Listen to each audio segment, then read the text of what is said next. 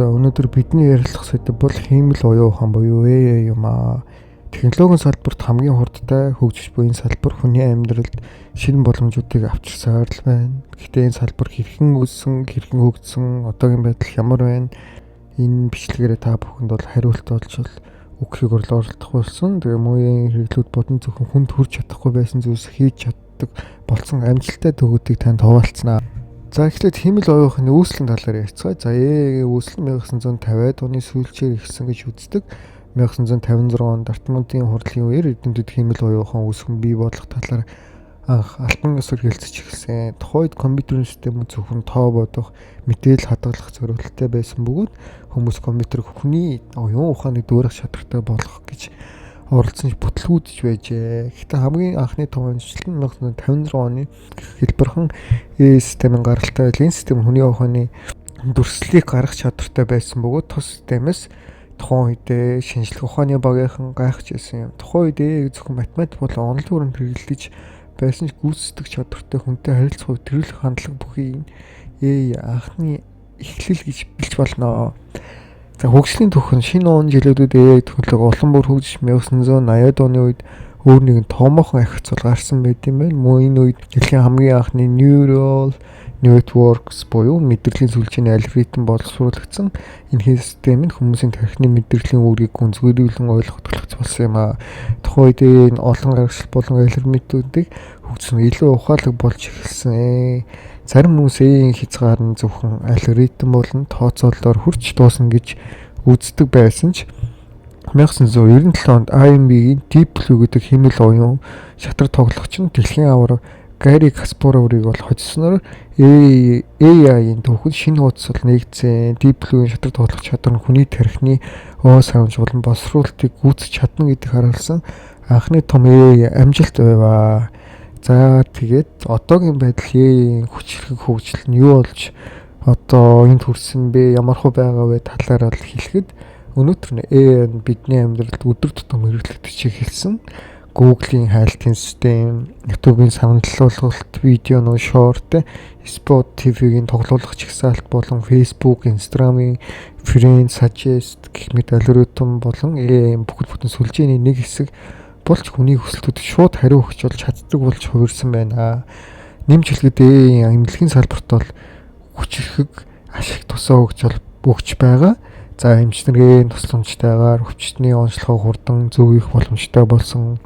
Ялангуяа CT болон MRI зургуудыг бол AI алгоритм ашиглан дүн шинжилгээ хийж зөвсөлтийг хамгийн нарийн харах боломжтой болж чадсан. Хаалгааг хийхдээ роботыг ашигласан гэсэн үг. Дөнжлөн AI нь хүний мэдрхийг орлохгүйч туслах үүрийг маш сайн гүйцэтгэж байгаа. Эмнэлгийн салбарт AI-г ашиглан эмчилгээний төлөвлөгөө боловсруулах, өвчтний үр сэтгэл зүйд нөлөөлөх чиглэлд амжилттай ашиглаж байгаа юм аа. За 2016 онд IBM-ийн Watson систем нь нэгэн томоохон сөрөлтөг бол давсан. Watson-ы эмнэлэгт хийсэн туршилт нь 20 тавдрын онцлогоо болон эмчилгээний зөвлөгөө гаргахдаа хүний тархины чадрыг 10 дахин давсан үр дүнд хүрсэн гэж одоо дүгнсэн байна. Тэгэхээр бол цаашдаа бүр их илүү сайжирна. Тэгээд энэ нь бол бидний амьдралд маш их хэрэгтэй зүйлүүд бол болж хуурч байна гэсэн үг. За тэгээд ирээдүйд болохоор AI тусламжтайгаар хийж болох боломжит зүйлүүд нь хөгжил ирээдүйд амьдрал томхон өөрчлөлтөдөг бол ерөнхийдөө авчирна гэж харж байна.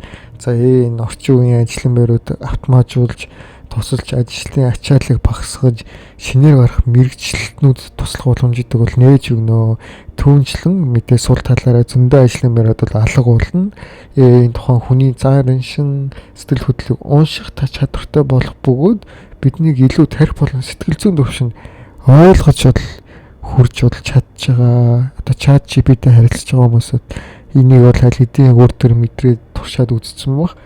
За 2023 онд болохоор Harvard-ын сурталчилгаа нь AI-ийн чадвар нь хүний сэтгэл хөдлөлийг илүү нарийн хэмжиж хүний хариу үйлдэл маш нарийн анализ хийж үзэхэд хүчрхэг болсныг бол харуулж чадж байгаа.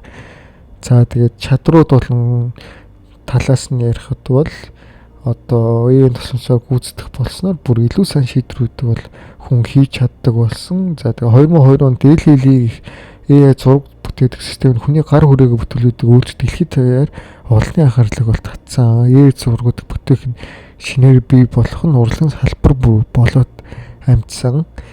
За тэгээд эцэстний хэлэх тул зөвхөн техник технологийн салбартуудыг бүх салбарт өөрчлөлт авчих шиг боломжуудыг нээж өгсөн зүйл болж байгаа. Зөөгч, жолоочгүй машин, үйлдвэртэй явдал ажиллаж байна те хамгаалалт, банк, санхүү, гэмт хэрэгтэй тэмцэх бүх зүйлд ашиглаж байгаа болохоор одоо энэ бичлэг үзсэн хүмүүр цаашлаад AI-г судлаад өөрсдөө ашиглаад өөрсдөө багж хэрэгсэл мэт ингээд хамтрагч мэт хамт хийгээд явбал одоо ажлын дүгнэлт төр бүтээл илүү их сайжрна гэж бол би бол зөвлөмөр байна. Одоо маркетинг, видео хэвлүүлэлт, өөрийнхөө бүтээгдэхүүнийг сурчлах энэ бүх зүйл дээр ямар нэгэн инфлюенсер тэ ямар нэгэн компани мөнгө төлж ирснээс зөвлөөд хийлгэж болох боломжууд бол бүгдэнд нь бүрдсэн гэж бол харж байна. За тэгээд энэ бичлэгээрээ энэ төрөд дуусгацгаая. За дараагийн бичлэгээр уулзтал түр баяртай. Баярлалаа.